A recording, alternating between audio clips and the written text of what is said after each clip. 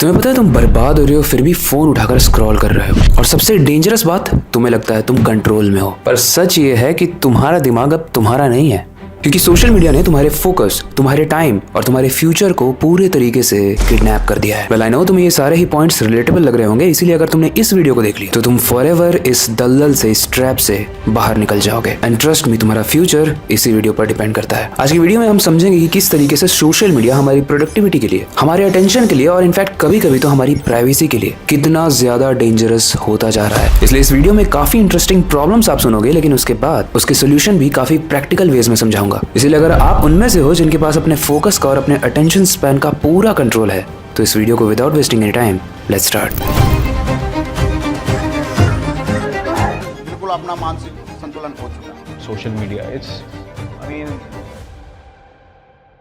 लेकिन सबसे पहले इस वीडियो को लाइक कर दो फॉर यूट्यूब एल्गोरिथम, ताकि ऐसे ही और वीडियोस आपके फीड में आए। देखो, आज की फास्ट मूविंग वर्ल्ड में हमारा अटेंशन स्पैन सबसे वैल्यूएबल एसेट है, लेकिन आयरनी ये है कि हम खुद ही इसे बाजार में सबसे सस्ते दाम पे बेच रहे हैं। माइक्रोसॉफ्ट कनाडा ने 2015 में एक रिपोर्ट पब्लिश की थी, जिसमें उन्होंने क्लेम किया था कि सन 2000 के मुकाबले 2013 तक इंसान का अटेंशन स्पैन 12 सेकंड से गिरकर सिर्फ 8 सेकंड रह गया था। मतलब एक गोल्ड फिश के अटेंशन स्पैन से भी कम। हम इंसान जिन्होंने इतने बड़े बड़े आविष्कार किए, इतनी बड़ी बड़ी डिस्कवरीज की, चांद पर पहुंच गए हैं, लेकिन हमारे पास 10 मिनट का अटेंशन स्पैन भी नहीं है, क्योंकि हम 10 मिनट के लिए भी विदाउट हमारे फोन रह ही नहीं पाते हैं। और ये सिर्फ इंडिया भर की बात नहीं है, ये पूरी दुनिया की प्रॉब्लम होती जा रही है। Team lease world of work report के मुताबिक एक एवरेज एम्प्लॉय 2.5 घंटे ऑफिस आवर्स में सोशल मीडिया यूज करता है। बट 2.5 घंटे आखिर वो करता क्या है? इस रिपोर्ट में बताया गया है कि जो लोग ऑफिस आवर्स में सोशल मीडिया यूज करते हैं, उसमें से 83% लोग FB चलाते हैं। एंड गेस इसका रिजल्ट क्या है? ऐसे लोग अपनी 13% प्रोडक्टिविटी डेली गवा रहे हैं। देखो, सोशल मीडिया आपके काम करने के पोटेंशियल को पूरी तरीके से कम कर रहा है, आपके फोकस को कम कर रहा है, आपके कंट्रोल को कम कर रहा है, फालतू चीजों में आपका टाइम वेस्ट कराता जा रहा है और एक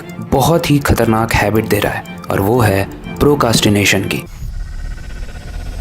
यानी किसी भी काम को टालने की। और ये प्रोकास्टिनेशन आज की जनरेशन की सबसे बड़ी प्रॉब्लम हो चुकी है। प्रोकास्टिनेशन से या किसी भी चीज को टालने से सिर्फ टाइम ही वेस्ट नहीं होता है, इससे आपकी मेंटल हेल्थ भी काफी हद तक इंपैक्ट होती है। साइकोलॉजी की एक रिसर्च बताती है कि 70% यूएस के जो स्टूडेंट्स हैं, जो कॉलेज आते हैं, वो क्रॉनिक प्रोकास्टिनेशन से जूझ रहे हैं। और ये सिर्फ उनकी हैबिट को इफेक्ट नहीं करता है, उनकी मेंटल हेल्थ को भी इफेक्ट करता है, और उन्हें देता है ढेर सारा anxiety, stress and low self worth. देखो, जितना ज्यादा आप प्रोकास्टिनेट करते हो, उतना ज्यादा आपका दिमाग एंजाइटी क्रिएट करता है, और उतना ही आप स्ट्रेस मोड में रहते हो। और जितनी बार आप किसी भी काम को टालते हो, आपका सेल्फ एस्टीम भी कम होता है, और धीरे धीरे आपको ये लगने लगता है कि आप काबिल ही नहीं हो। बेसिकली आप एक लूजर हो। ऐसा मैं कह नहीं रहा हूँ, ऐसा आपको लग रहा होगा, और ये सारे ही points I can bet relatable लग रहे होंगे। लेकिन ये सब होता क्यों है? ये इच्छा क्यों जनरेट होती है काम टालने की? ऐसा क्या होता है हमारे ब्रेन में, वो समझते हैं। देखो, इसके लिए हमें अपने दिमाग के 2 पार्ट को समझना होगा, जिसमें से सबसे पहला है एमिगडाला एंड दूसरा है प्रीफ्रंटल कॉर्टेक्स। एमिगडाला ब्रेन का एक इमोशनल सेंटर है जो स्ट्रेस एंड फियर को ट्रिगर करता है। लेकिन इंटरेस्टिंग चीज है कि ये सारे ही अनकंफर्टेबल टास्क से आपको बचाना चाहता है। वहीं प्रीफ्रंटल कॉर्टेक्स इसका उल्टा करता है। ये लॉजिकल थिंकिंग एंड प्लानिंग को हैंडल करता है और आपके फ्यूचर गोल्स पे फोकस करने में मदद करता है। और जब यही दोनों थॉट्स आपस में टकराते हैं, तो आप प्रोकास्टिनेट करते हो, आप काम को टालने लगते हो। देखो, सिंपल है, जब आप बोरिंग और स्ट्रेसफुल काम देखते हो, तो आपका एमिगडाला एक्टिवेट हो जाता है। अब क्योंकि वो आपके इमोशन को कंट्रोल करता है और हमेशा आपको प्लेजरेबल रखना चाहता है, तो वो किसी भी अनकंफर्टेबल टास्क को एज अ डेंजर ट्रीट करता है। लेकिन हम ये सब जानते हैं कि अगर लाइफ में ग्रो करना है, तो बहुत सारे ऐसे अनकंफर्टेबल टास्क करने पड़ते हैं। और आपको जब ये थॉट आ रहा होता है ना कि इस काम को अभी रहने देते हैं, बाद में कर लेंगे,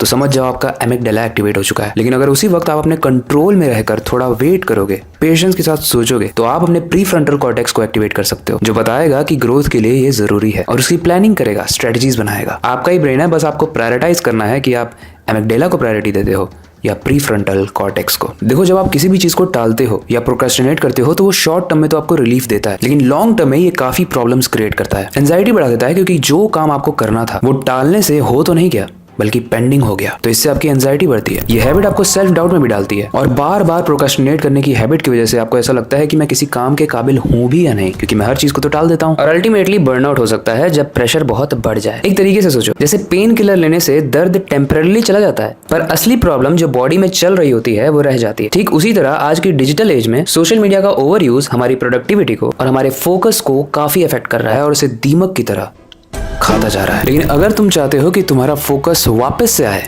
तो अब सॉल्यूशन सुनो। सबसे पहले तो आप अपने फोन को आपका मास्टर नहीं, एक टूल समझो, एक ऑब्जेक्ट है ये, पूरी दुनिया नहीं है आपकी। कोई काम करते वक्त एक फेमस जापानीज टेक्निक को फॉलो कर सकते हो जिसका नाम है पोमोडोरो टेक्निक। इसमें आप 25 मिनट तक कोई काम करते हो, उसके बाद 5 मिनट का ब्रेक, एंड इस साइकिल को आप 5 बार करते हो। अब क्योंकि आपको पता है कि आप ब्रेक सिर्फ 5 मिनट के लिए ही लोगे और आप अलार्म सेट करते हो, तो आपका जो काम है वो आप करोगे टाइम पे और डिस्ट्रैक्शन को भी इजीली हैंडल कर पाओगे। तीसरा और सबसे इंपॉर्टेंट जो मैं भी फॉलो करता हूँ, जब भी मैं सोशल मीडिया चलाना स्टार्ट करता हूँ, मैं उसी वक्त 10 मिनट का अलार्म लगा देता हूँ। अब जैसे ही 10 मिनट का अलार्म बजता है, मुझे ये रिमाइंड हो जाता है कि अब मुझे मोबाइल साइड में रख देना है, वरना मेरा काम इफेक्ट होगा। और सबसे इंपॉर्टेंट रामबाण जो है वो है टर्न ऑफ द नोटिफिकेशंस। ऐसे सारे ऐप्स जिनकी नोटिफिकेशन आपको डिस्ट्रैक्ट करती है और आपका मोबाइल बस ब्लिंक करता रहता है, जिसकी वजह से आप उसको देखते रहते हो, उन सारे ही ऐप्स के नोटिफिकेशन को आप टर्न ऑफ कर दो। आई नो ये बहुत छोटी छोटी हैबिट है, लेकिन यही छोटी छोटी हैबिट्स जब आप करने लगोगे तो आपकी लाइफ में चेंज बहुत बड़ा आ जाएगा। ओके गाइस, तो हमने इस वीडियो में प्रॉब्लम डिस्कस कर लिए, सोल्यूशन डिस्कस कर लिए, और कंक्लूड करते हुए मैं बस एक ही चीज कहना चाहूंगा कि सोशल मीडिया को हमारे एंटरटेनमेंट के लिए और हमें खुश रखने के लिए बनाया गया था, लेकिन हो इसका उल्टा रहा है। हम दुखी हैं, डिप्रेस हैं इसकी वजह से, और उसका रीजन है हमने अपना सारा कंट्रोल सोशल मीडिया को दे दिया है। It's time